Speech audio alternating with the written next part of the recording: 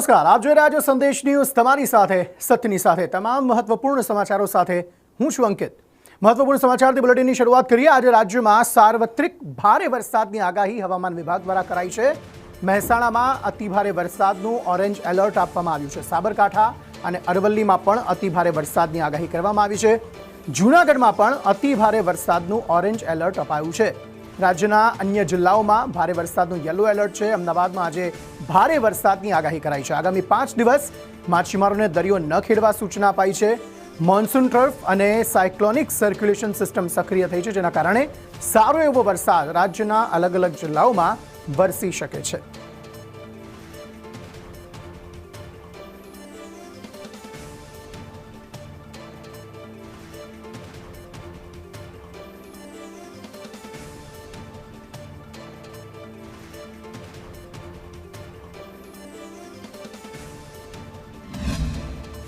રાજ્યમાં આજે સાર્વત્રિક ભારે વરસાદની આગાહી કરવામાં આવી છે।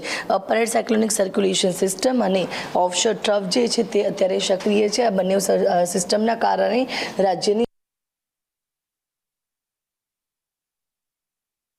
રાજ્યમાં આજે સાર્વત્રિક ભારે વરસાદની આગાહી કરવામાં આવી છે।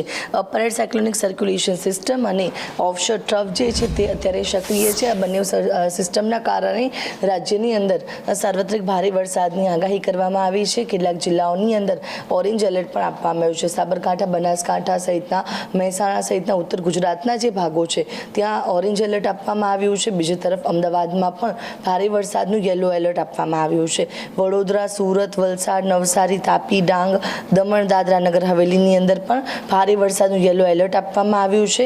તો જૂનાગઢની અંદર અતિ ભારે વરસાદનું ઓરેન્જ એલર્ટ પણ આપવામાં આવ્યું છે। હાલ આ જે વરસાદી આખી સિસ્ટમ છે તે ગુજરાત રાજ્ય પર સક્રિય જોવા મળી રહી છે, જેને લઈને ઉત્તર ગુજરાત, મધ્ય ગુજરાત અને સૌરાષ્ટ્રના કેટલાક જિલ્લાઓની અંદર અતિ ભારે વરસાદની આગાહી કરવામાં આવી છે। એટલે કે આ બંને વરસાદી સિસ્ટમના કારણે સારો એવો વરસાદ મળવાનો છે। બીજી તરફ આ સિસ્ટમોની અસર જે છે તે 24 કલાક સુધી રહેશે, ત્યારબાદ વરસાદની ગતિ છે તે ધીમી પડે તેવી પણ સંભાવનાઓ વ્યક્ત કરવામાં આવી છે। ત્યારે અમદાવાદમાં આજે ભારે વરસાદનું યલો એલર્ટ આપવામાં આવ્યું છે।